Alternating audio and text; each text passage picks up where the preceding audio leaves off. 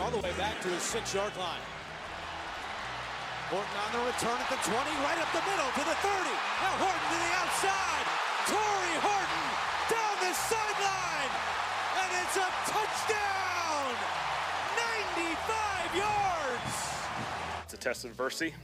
It's how you respond. You have to narrow your focus, look at the items that are good, and certainly recognize those. But again, we did not do enough to start the game to put ourselves in a really good position to be competitive there. And so, there's no one's going to feel bad for you. No one's going to come save you or anything. We got to put in a bunch of work, and we got to get better right now and put ourselves in a better position moving forward.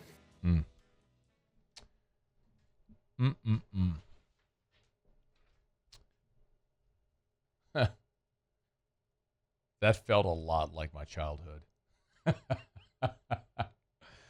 Oh, man. Saints lose to the Seahawks 44-13. You know, I'm going to say this probably every Monday after a Saints game this year.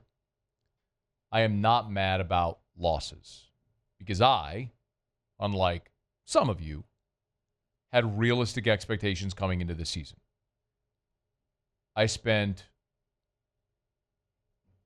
the last really 6 months trying to explain to you using both subjective and objective data how much of a challenge this season was going to be.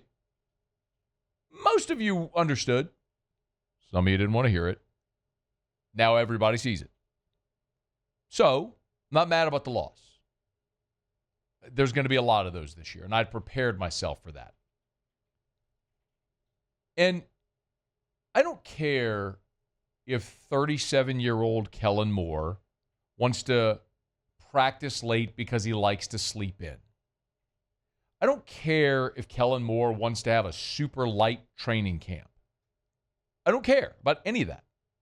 As long as the team is tough and disciplined. And right now, they are neither. And there isn't a soul alive that can argue to the contrary. After being flagged 16 times in the season opener, with 13 accepted, you would think that would be a real inflection point for this team. No. Went out on Sunday against Seattle, 11 penalties. They are not smart. They are not disciplined. They're not tough. They do not handle adversity. They do not make plays. They are bad. This was a comedy of errors. Just look at the sequencing in the first half, and you'll understand what I mean. Opening possession, you decide, let's go for it on 4th down, near midfield. Okay, cool. You actually dial up the play. Alvin Kamara's open. Rattler missed him. Now, did Rattler miss him? Was Kamara backpedaling? I don't know. Probably a little bit of blame on both. But it was there. So you face a little adversity. Seattle gets the ball near midfield. Boom, touchdown. Oh, by the way, it wasn't just as simple as touchdown. You had gotten off the field. You had gotten a stop on 3rd down. Your defense was going to hold him to a field goal. And then Brian Brzee headbutts a dude, gives him a 1st down, and then they score. Stupid, undisciplined play. Gives him a touchdown. So then you get the ball. And guess what? You got a 4th and 1. You're going to go for it again. And you false start. So now you got a punt. And they house the punt 96 yards for a touchdown. Now you're down 14-0. On your next drive, you committed 4 penalties on that drive. What did you say? 4 penalties on your next drive. False start by Banks, false start by Olave, holding by Banks, holding by Richards. So then you got a punt because you're way behind the sticks, and they block the punt. And they score. Your next drive, Rattler throws a pick, got bailed out because of an illegal contact. You get a field goal.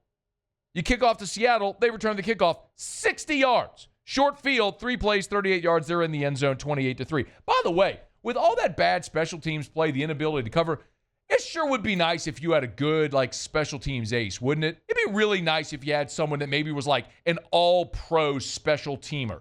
Maybe even a team captain that was on special. Oh, wait, you had that in JT Gray, and you cut him. So you could re-sign Jake Haener. Way to go, Mick. Bang-up job as always. I'm not done. You're down 28-3. Devon Gottschall gets a personal foul on top of a 45-yarder to JSN. They'd score a couple plays later, 35-3. Next offensive possession, false start by Banks, illegal shift by Chris Olave, and on 4th and 2, down 35-3, Ellen decides to kick a field goal. You're down 35-3. You're down 32 points. You're down 4 touchdowns. You're down 4 touchdowns. You're down 32. What the hell good's a field goal going to do? You down 4 touchdowns. Didn't change anything. You're still down 4 touchdowns. Why would you attack? By the way, he missed it. So now Blake Grupe, who was all everything in training camp, is 2 for 5 on field goals so far through 3 games. He's missed a kick in every game. I'm not good at math, but that means he's on pace to miss 17 kicks this year. That's not good. Not done, by the way. And by the way, Olave, false start and illegal shift. He's supposed to be a number 1 receiver. Everyone who keeps hitting me with that, when are you going to acknowledge Chris Olave is not a 1? At best, he's a number 2. He might be your number 1 because you stink, but at best, he's a number 2. They try to do a quarterback sneak. Fadil Diggs was offsides. They get a field goal. It's 38-3. And then you get another situation right there before the end of the first half where you're down at the 3-yard line with 3 seconds to go, and you're down 38-3, so you're down 35 points. Down 35 points. Instead of going for a touchdown, down 35 points, you kick the 23-yard field goal as time expires. Why? To make yourself feel good? To go down 38-6? Y'all. Kellen Moore, I fear, is in over his head. And I'm not trying to be hyperbolic. I'm not trying to overreact to one game. And I would understand it if there were things... I would understand it if the reason you were losing was just because you didn't have good players, right? Like if you're just getting beat. I mean, let's face it. Torricelli Simpkins was an undrafted rookie free agent was starting at left guard for you. Like against Byron Murphy. Like how do you think that's going to go? Of course that's not going to go well. So I'm not mad about Torricelli Simpkins having a bad day. He's an undrafted rookie being thrown in there to start his first at Seattle against a former first-round pick. Of course that's not going to go well. That's not my problem.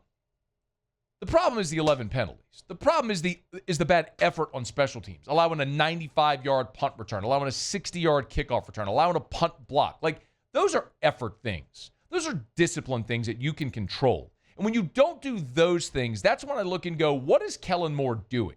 And it leads me to believe, like, they don't respect him. They may like him, but there's a big difference between liking and respecting. And I hear some people say, well, Kellen Moore needs to go yelling on the sideline. No, he doesn't. Because that's not his way. And if you're introduced to the team and you have a certain demeanor, and then when things start going bad, you change your demeanor, now all of a sudden you're a yeller, they're going to look at you like a fraud. Because that's not who he is. And that's okay. Tony Dungy showed the world, like, you don't have to be an a-hole to be a great coach. Like, you can be a player's coach. And it's okay if your players like you, but they have to respect you. And with the consistent, undisciplined play, that, I wonder, that lack of discipline, I think, is a reflection of a lack of respect to the coach and authority. No different than in a household. If you keep breaking curfew, if you don't clean your room, wash your dishes when your parents tell you to, you don't respect your parents. You don't fear retribution. Like, you just do whatever you want. I feel like that's where the Saints are right now.